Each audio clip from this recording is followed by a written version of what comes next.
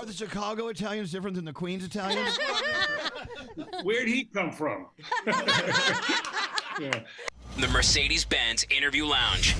Here we are, the Mercedes-Benz Interview Lounge. Ray Romano stopped by. Yeah! Hello. It's so funny. We're all in New York, but we're in the Zoom room. Yeah. Just right down the street. I don't know. But thanks for being on, Ray. We got to talk about your film. It's out today, Somewhere in Queens. Yes. Now, how much of this film is truly about you and your life growing up in Queens? Your parents, your family, the family business, everything. Well, the family business is probably the most made up. We did not have a construction business, but I grew up in Queens. I lived with those people. You know, it's set in this world of the Italian American working class people in Queens. The family we see in the movie is actually the movie I married into. I'm married for 35 years to a woman from Sicily, and all that Italian tradition, you know, the food, the banquet halls, the loudness and the emotion. That's been my life, you know, growing up, but especially since I met my wife. I love it. And the story. Go ahead. Your wife's from Sicily, so there's a lot of loud, a lot of emotion. So we know how that works. Yes, yes, and you know, it's specific for that world, but it's universal because ultimately it's about family, and we're all loud and emotional, you know. Very much so. One of my favorite stories is we're traveling through Rome airport, and you see the people getting on the plane to go to Milan, and they all have their leather. They're all very quiet. Then you look at the next gate as people who are flying up to Venice, and they're all tourists. They got their fanny packs on. Then they go to the gate of everyone going to Sicily. They're all screaming at each other. Their arms are flailing. I mean, it gets violent. The people from Sicily, the most wonderful people.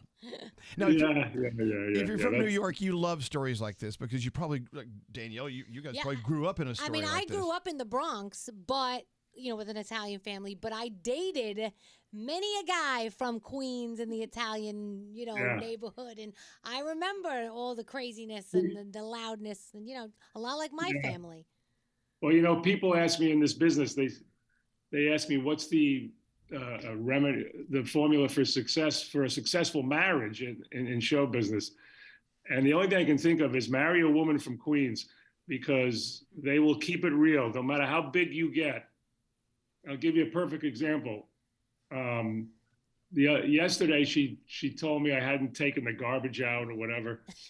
And I was just kind of joking with her. And I go, you want the guy whose movie is going to debut tomorrow to take the garbage out? Do you understand? I'm a director now.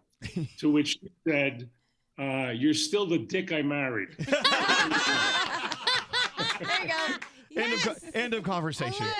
Yes. Hey, so have you ever written a memoir? Have you ever written your life story before it turned into this, or is this the first time you're seeing your life play out? Yeah, but I mean, it's not. The inspiration for the story was my actual son.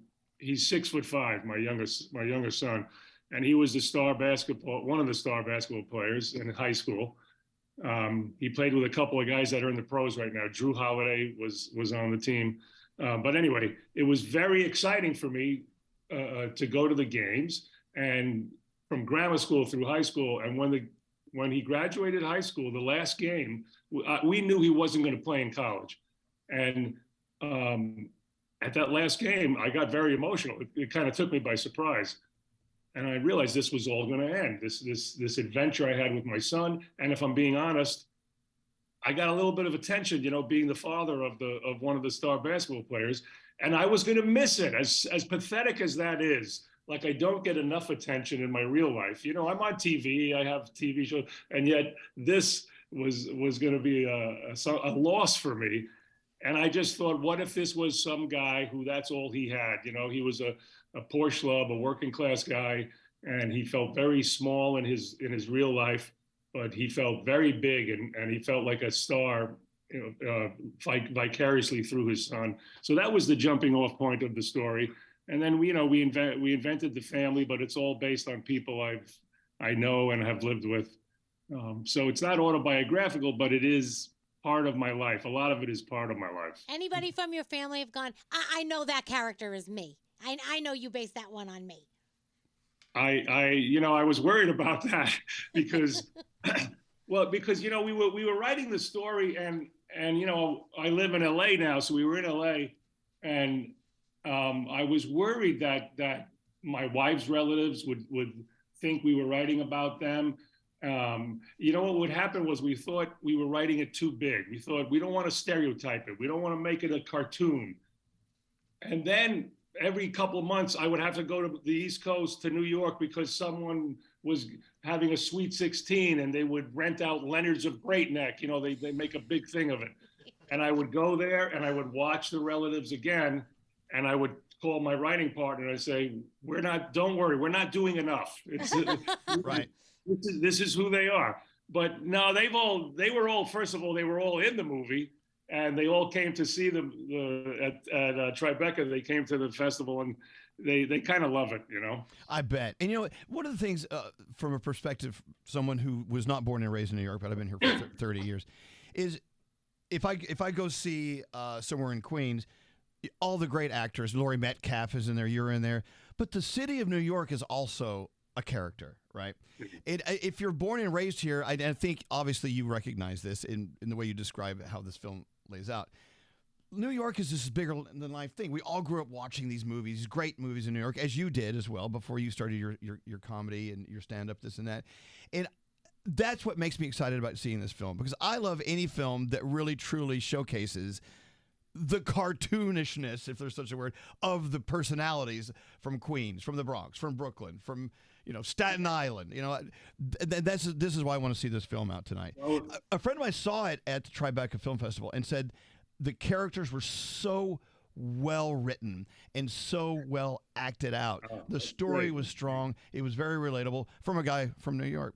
So, but you're directing this thing. Is this the first time you've directed a film? Yes, it is. Yes, it was frightening. It was. Well, talk about that. What is directing? What is it to you? Because I know different directors they're different from film to film. What about your role as a director? Well, I mean, I had never done it, and I wasn't setting out to do it. I had never written a screenplay, and I'm embarrassed to say, I co-wrote it with a friend of mine, and we started writing this literally about 10 years ago, and this was when I had a show called Men of a Certain Age. And after that got canceled, one of the writers and myself, we were both trying to figure out what we want to do next. And I said, let's write a screenplay. And neither one of us had done it. So it took a long time. He would get a job, I would get a TV show, we would go away, and then we'd come back. And when it was all said and done, I thought, okay, who's going to direct this? I never had the intention of directing. And then my agent suggested it. He said, why don't you direct it? It's personal to you. Why give it to somebody else? And I thought, no. It frightened me to think, like you mentioned, the actors. There's some veteran actors in here, Laurie Metcalf, Tony LoBianco. And what's that going to be like where, sitcom boy is going to go tell these actors they're not doing it right. Yeah, it scared the hell out of me, that aspect of it. And also the technical side, I wasn't too savvy with cameras and lenses. I knew what looked good and I knew what I wanted, but as far as finding out how to get it, and my agent told me, he's also Chris Rock's agent. He said, Chris Rock has made 3 movies. He's directed them. He's just like you. You find a great cinematographer, you find an assistant director, and you concentrate on the performance and the story. And I took the leap and did it. But I got to be honest, after I decided to do it, I was very mad at my agent because it was so anxiety ridden leading up to it. I literally, you have to go, you have to prep for 9 weeks. You have to find locations and you have to hire the head of each department. And the first day of prep, that night I called my agent at 1 a.m. because I couldn't sleep. And I told him, I can't do this. It's 9 weeks until we start filming and I'm a nervous wreck. And on day 3, I had to go to my cardiologist and get on the treadmill because I was getting chest pains. Wow, that's not good. Wow. This isn't healthy. Yeah. Oh my goodness. It all checked out. It was all up here, but it was it was really something. And I will say this: once we started filming, on day one, it all went away because now you're doing it. It's like I'm sure you get a couple of little butterflies before. I know you've been doing this for a while, but I've been doing stand-up for a while, and I still get a couple little butterflies before they introduce me. But once they introduce me, it's time to go. You know, there's no time for nerves, and that's kind of what it was with the directing. And after it was said and done, the actors were great. I found a way to be able to talk to actors and not have them. They were very collaborative. They were very respectful of a first-time director. So I got lucky in that sense. But it was enjoyable once it was said and done, and all my cardiologist took off all the things. It was something I would do again, believe it or not. See, you lived to see another day. You lived to direct another film. What's up, Gandhi? So if you're scouting out the locations, how do you end up shooting at your rival high school instead of your high school? Oh, this happened? Yes. Oh my God. Well, first of all, I went to 3 different high schools. I got kicked out of 2 high schools. So I had to choose between Archbishop Malloy, I had Thomas Edison, and Hillcrest. Those were my 3 high schools. But we ended up at Christ the King. On Metropolitan Avenue. It was all about, we had to find a gym that fit everything, where could we put the cameras and all that stuff. That's all it was about. We were close to going to Malloy, which I went to for 1 year. Wait, now why did you get kicked out of these schools? That's the witness will answer the question. What happened? He opened the door. You're not coming through. I'm sorry. I'm losing my. No. It was all academics. I was just an irresponsible, stupid kid who didn't want to do homework. Archbishop Malloy was a private all-boys school at the time, and Catholic. Not private, but Catholic. And I failed 3 subjects, and you're not allowed to go back if you failed 3 subjects. Thomas Edison was kind of a vocational high school where you had to have a major, and I failed my major, so you weren't allowed to go back then. And then I graduated from Hillcrest, which was a very kind of cool liberal school, and I somehow made it through. You did. And I bet all 3 are trying to claim you now, too. Exactly. Yeah. Even Christ the King's trying to get in there. They were in our gym. Hey, so my relatives went to Christ the King. My nephews did, so I was connected there somehow.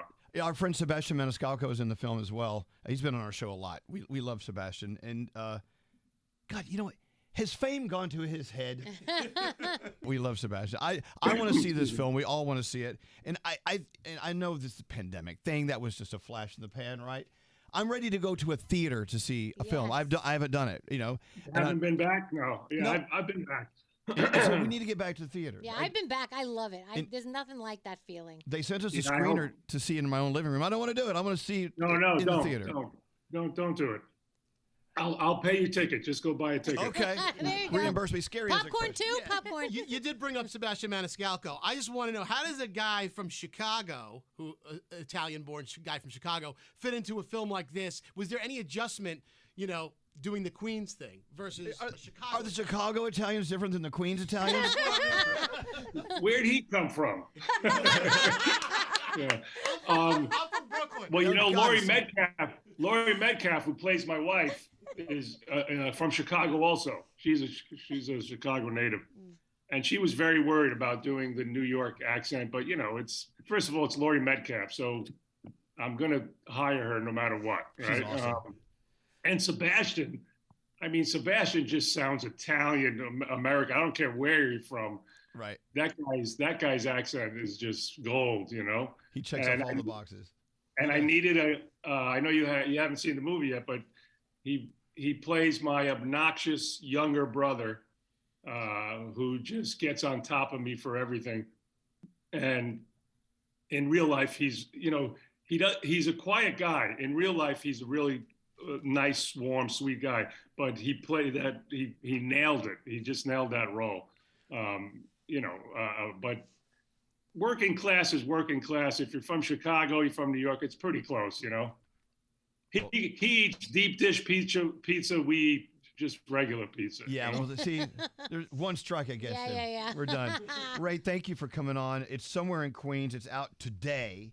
And it sounds like it was a lot of fun directing and acting in and being a part of this. But we want to, I bet we see the fun come through the screen and hit us across the faces in the theater. Yeah. So we're going to go see it. Thank you for coming on with us, Ray. Very much so. And just let me just say, just because it's we're talking a lot about Italian Americans, it will resonate with everybody because ultimately it's about family, really. You know. Excellent. Nice. Good to know. And thank you for All your right, time thank you. today. Congratulations. The director. Thank He's you. a director. We'll find out in a couple hours. I guess we will. Good luck. Thank right, you, thank Ray. The Mercedes-Benz Interview Lounge.